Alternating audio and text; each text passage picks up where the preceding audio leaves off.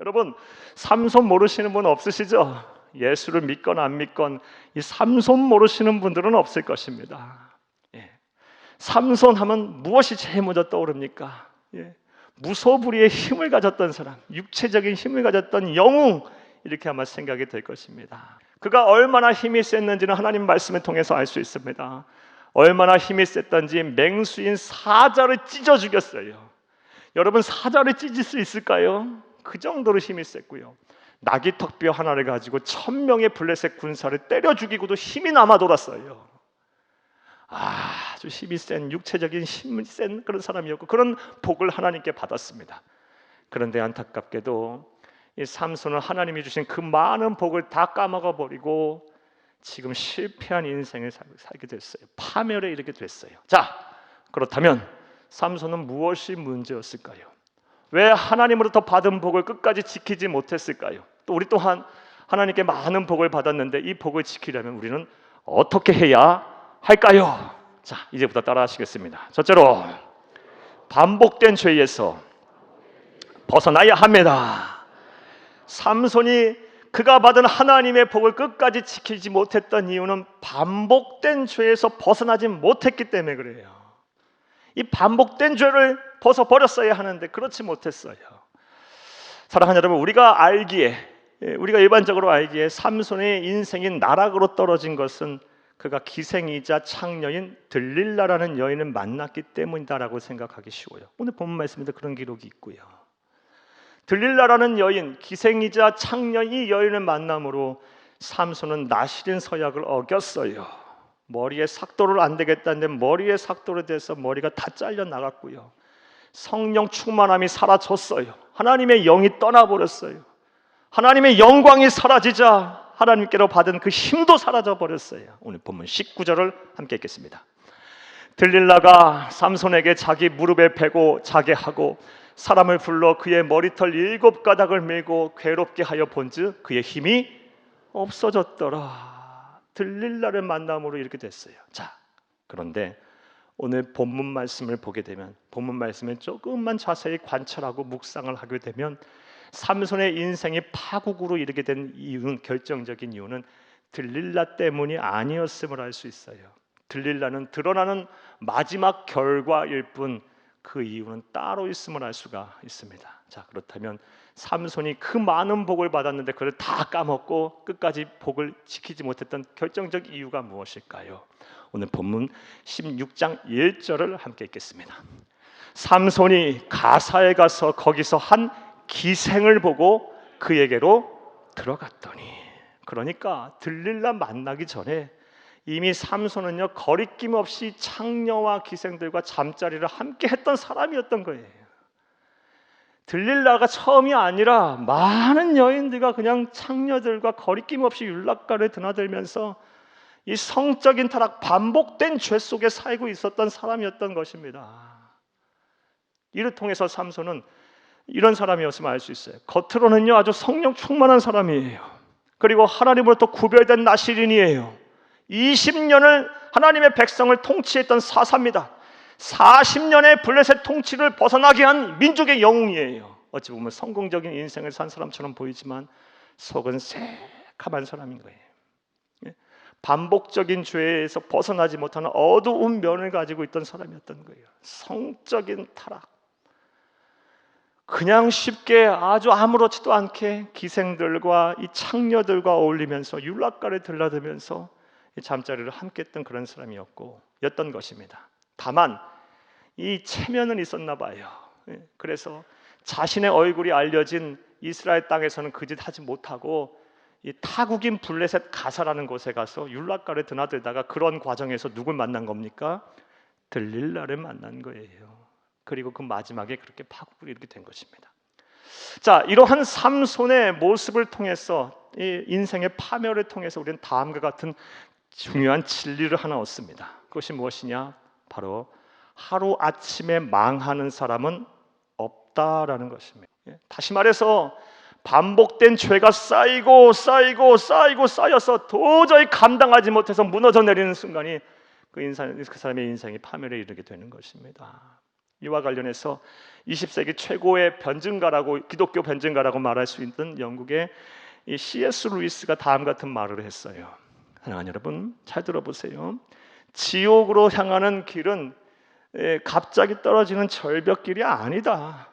완만한 내리막길이다. 그런데 대부분의 사람들은 이 완만한 내리막길을 콧노래를 부르며 즐겁게 그 길을 걷다가 어느 순간에 영원한 파멸에 이르게 된다라는 말을 했어요.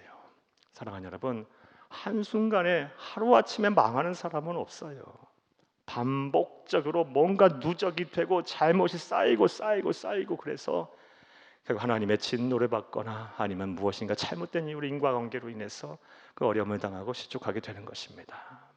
사랑하는 여러분, 여러분들의 삶을 잘 되돌아보세요. 여러분, 지금 여러분이 짓고 있는 반복적인 죄가 혹시 무엇입니까? 반복적인 죄에서 벗어나지 않으면요, 절대로 하나님 주신 복을 유지 못합니다. 그것이 반드시 부메랑이 돼서 내 목을 조여올 거예요. 그리고 내가 받은 하나님의 은혜와 복을 다 빼앗아가게 될 거예요.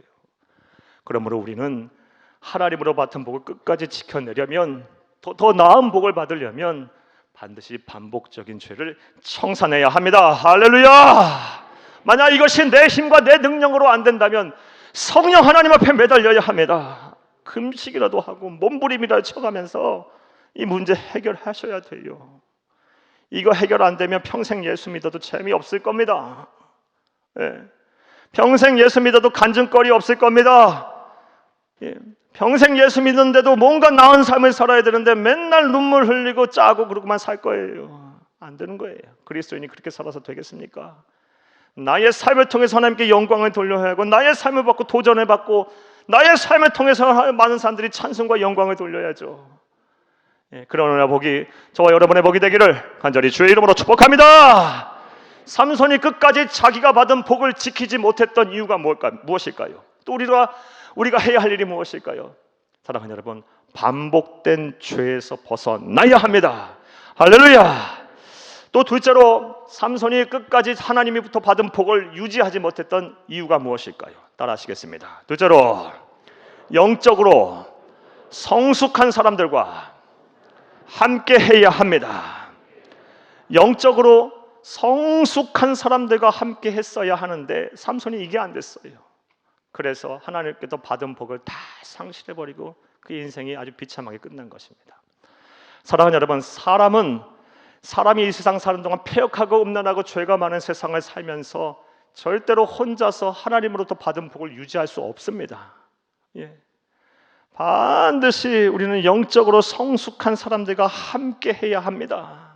그렇지 않으면 힘들어요. 불가능해요. 왜냐하면 우리 사람이 하나님으로 창조된 유일한 영적인 존재이기 때문이에요. 따라서 우리는 반드시 영적으로 영향을 받게 돼 있어요. 한번 예를 들어 볼까요? 부정적인 사람들과 그냥 몇 시간만 같이 앉아 있어도 그 사람 부정적으로 변합니다. 그리고 뭔가 막 비난을 하고 뭔가 막 가슴에 응어러진 사람들과 또 막 우울한 사람들을 막 같이 이렇게 몇 시간만 앉아 있어도 나도 우울해져요. 인생이 막 슬퍼져요. 암울해져요. 답답해져요. 또 반대로 막 은혜가 넘치는 사람과 함께 하면요, 반대로 또 어떻게 돼요? 막 은혜가 또 넘쳐요. 왜 그렇습니까? 영적인 존재이기 때문에 그래요. 우리가 유일한 창조물 중에 유일한 영적인 존재이기 때문에 영향을 받게 돼 있어요. 그러므로 우리는 이 영적으로 선한 영향을 끼치는 사람들, 성숙한 그리스도인들과 함께 해야 합니다. 이것은 삼손의 예를 통해서도 잘할 수 있습니다. 삼손의 삶을 통해서도 잘할 수가 있어요. 사랑하는 여러분, 삼손의 삶, 어디를 기록한 성경 어디를 뒤져봐도 삼손이 영적으로 성숙한 사람과 교제했단 말 한 구절도 없어요. 오히려 이 삼손은 우상 숭배자이다 타락한 여인이었던 기생들 창녀들에게 자신의 마음을 쏟아요. 들릴라에게는 무려 3번이나 거짓으로 속고서도 죽을 위험에 빠지고서도 그래도 그 끈을 못 버려요. 교제하고 있어요. 그러니 결국 영적으로 성숙한 사람이 그 주변에 없었으니 삼손이 끝까지 받은 복을 유지를 못한 것이고 파멸에 이르게 된 것입니다. 자, 그렇다면 삼손이 왜 그랬을까요? 왜 영적으로 성숙한 사람과 교제하지 못했을까요? 이 이유에 대해서 다양한 해석이 있는데 어떤 사람은 이렇게 해석도 해요. 이 삼손이 살던 시대는 사사 시대이기 때문에 영적으로 암흑기예요. 성경 전체를 통틀어서 가장 영적으로 암흑기라고 얘기할 수 있어요. 그렇기 때문에 삼손 주변에 영적으로 조언을 하고 함께할 사람이 없었다라고 해석을 하는 사람도 있어요. 그런데 저는 그거 동의 안 해요. 저는 절대 맞지 않는 해석이라고 생각해요. 왜냐? 삼손이 누굽니까? 무려 20년간 하나님의 선택을 받은 민족을 치리한 지도자 사사예요. 사사인 지도자 주변에 왜 조언하는 그룹이 없었겠습니까? 하나님의 말씀에 대언하는 선지자 그룹 분명히 있었을 것이고 또 분명히 제사장들이 있었어요. 그런데 삼손이 본인이 거부한 거예요. 그렇다면 또 생각을 해봐요. 삼손은 왜 그런 영적으로 성숙한 사람들과 함께하기를 거부했을까요? 그 이유 또한 간단해요. 영적인 교만 때문이에요. 나 누구에게도 도움받기 싫어. 나 간섭하지 마라. 나 누구에게도 나 권면 듣기도 싫고, 나 신앙생활 나 혼자 해도 돼. 나 건들지 말어. 나 예배 오라고도 확인도 하지 말고, 기도하라고도 시키지도 말고, 나 알아서 다 잘할 테니까. 나 봉사하라고도 하지만 나 알아서 나 문제 없어. 나 영혼 건강해. 이런 영적인 교만함에 취해서 스스로 할 수 있다라는 생각에 그냥 넘어지고 자빠지고 만 거예요. 교만은 패망의 선봉이고 넘어지면 앞잡이라 그랬어요. 영적인 교만함은 반드시 넘어지게 돼 있어요. 사랑하는 여러분, 그런데 이런 모습이 우리의 모습이기도 해요. 사랑하는 여러분, 여러분의 신앙의 모습은 어떠합니까? 반드시 이런 영적인 교만함에 취해서 내 신앙 문제 없다고 생각하시는 분들은 넘어지게 돼 있어요. 하나님으로부터 받은 복 유지 못합니다. 그러므로 우리는 겸손하고 겸허한 자세로 먼저 우리의 나약함을 인정해야 합니다. 나약함을 인정해야 돼요. 그리고 나 혼자 안 된다는 것을 알고 영적으로 성숙한 사람들과 함께 해야 돼요. 함께 기도해야 하고 함께 예배해야 하고 함께 교제해야 돼요. 무엇보다 목회자들과 막힘이 없어야 돼요. 그리하면 이 세상 사는 동안 하나님께서 받은 복을 잘 유지할 수가 있을 거예요. 그런데 여기까지 얘기 듣고 또 이렇게 말씀하시는 분 계실 거예요. 생각하시는 분들, 교회가 이렇게 커도 영적으로 성숙한 사람 하나 찾을 수가 없어요. 또 교회가 작으면요, 그런 사람 하나 찾을 수가 없어요. 이렇게 생각하시는 분들 계실 거예요. 나를 위해서 기도해주고 나와 함께 교제하고 나하고 마음이 맞는 사람 하나 찾을 수가 없어요. 이렇게 생각하시는 분 계실 거예요. 이런 분들에게 죄송하지만 제 얘기 좀 하나 해드릴게요. 제가 신학대학원을 다닐 때, 꽤 오래된 얘기예요. 신학대학원 다닐 때 제 마음속에 무엇이 있었냐면요, 제 삶과 신앙을 이렇게 좀 잘 조련해줄, 또 권면해줄 영적 멘토가 하나 있으면 좋겠다라는 생각을 했어요. 그래서 그런 멘토가 어디 있을까 늘 찾아다녔어요. 그러다가 지금 은퇴하신 연세 많이 드신 어느 교수님하고 상담을 했는데 그 교수님에게 여쭤봤더니 이렇게 말씀하시는 거예요. 평생 걸쳐서도 못 찾을 걸 그러는 거예요. 그러면서 하시는 말씀이, 평생 걸쳐서 영적인 멘토 성숙한 사람 찾아다니지 말고 네가 영적으로 성숙한 사람이 되라 그러는 거예요. 네가 영적인 멘토가 되라 그러는 거예요. 그럼 네 주변으로 사람 몰려들 것이고 그 사람들에게 너희가 도움을 받게 될 것이고 그 사람들에게 네가 배우게 될 것이다라고 말씀하시더라고요. 그 말이 맞더라고요. 살아보니까. 사랑하는 여러분, 영적으로 성숙한 사람 찾기 쉽지 않아요. 내 마음에 맞는 사람 찾기 쉽지 않아요. 보기에 그런 사람 많은데 우선 내 마음과 맞아야 되잖아요. 여러분, 평생 같이 사는 부부하고도 마음이 안 맞는데, 내 배 아파서 난 자식하고도 마음이 안 맞는데, 전혀 환경도 다르고 연애 이해관계도 다르고 살아온 그런 이 위치도 다르고 관심사항도 다른 교회 성도들과 함께 마음을 맞춘다, 이거 하나님의 은혜로 아니면 쉽지 않은 거예요.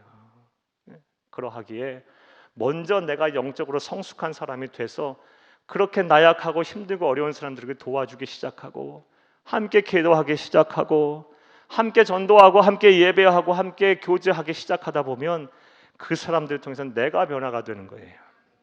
내가 힘을 얻는 것이 되고 내가 배우게 되는 것입니다. 교회는 그렇게 교제하는 것입니다. 이런 은혜가 있기를, 이런 실천이 있기를 간절히 주의 이름으로 축복합니다. 자, 두 번째로 삼손이 넘어진 이유가 무엇입니까? 받은 은혜를 다 상실하고 망한 이유가 무엇입니까? 영적으로 성숙한 사람과 함께하지 못했기 때문이에요. 자, 또 셋째로 삼손이 그 받은 많은 은혜를 다 까먹고 그리고 실패한 인생이 된 이유가 뭘까요? 또 우리 또한 이 받은 은혜를 끝까지 유지하려면 어떻게 해야 할까요? 따라 하시겠습니다. 셋째로 하나님과 깊은 교제를 나누어야 합니다. 하나님과 깊은 교제까지 이를 때 비로소 복을 유지하는 거예요. 하나님의 백성은 하나님과 교제를 해야 합니다. 그리할 때 내가 받은 복을 지키고 하나님의 나라가는 그날까지 하나님의 백성답게 아주 당당하게 세상을 이기며 살 수가 있는 것입니다. 이것은 하나님 말씀을 통해서 우리가 확인할 수 있어요. 로마서 8장 13절을 함께 읽겠습니다. 너희가 육신대로 살면 반드시 죽을 것이로되 영으로서 몸의 행실을 죽이면 살리니. 이 말씀 무슨 말씀이냐? 너희가 육신대로 살면, 하나님과 교제하지도 않고 자기 마음대로, 자기 생각대로, 자기 경험대로, 자기 지식대로 살면, 또 죄 가운데 살면 반드시 죽을 것이로되. 죽는다는 말은 구원이 상실된다는 말이 아니고 문맥전으로 볼 때 하나님으로부터 복을 못 받는다는 얘기예요. 구원은 어떻게 받겠죠? 예수를 믿는 믿음으로 말미암아. 그런데 이 세상 사는 동안 죽도록 고생한다는 얘기예요. 받은 복 다 까먹고. 우리 주변에도 그런 사람 많아요. 예수 믿는다고 다 잘 사나요? 다 복을 받나요? 아니죠. 예수를 그리스도를 믿는 믿음을 갖고 있으면요, 구원은 받아요. 하지만 이 세상에서 복을 받고 또 하늘 상급을 받는 건 다른 얘기예요. 여러분, 육신대로 살면 반드시 죽는다고 말씀하고 계세요. 하나님과 교제도 하지 아니하고 그냥 세상 마음대로 살면 그렇게 되는데, 영으로서 몸의 행실을 죽이면 산다고 말씀하고 계세요. 영은 하나님의 영이고 성령님을 말하고 하나님을 말해요. 그분과 교제하면서 몸의 행실은 육신하고 같은 얘기예요. 몸의 행실, 세상의 이치와 방법, 그리고 세상 산다는 그런 여러 살면서 우리가 발생하는 죄들을 죽이면 어떻게 된다? 산다. 복받고 산다라는 말씀이에요. 그러므로 하나님과 친밀한 교제를 반드시 하시는 여러분들이 되기를 간절히 주의 이름으로 축복합니다. 자, 그렇다면 이 교제를 위해서 우리가 무엇을 해야 할까요? 먼저 무너진 기도의 제단이 다시 쌓아져야 합니다. 무너진 기도의 제단부터 다시 쌓아 나가세요. 그게 하나님과 교제하는 거예요.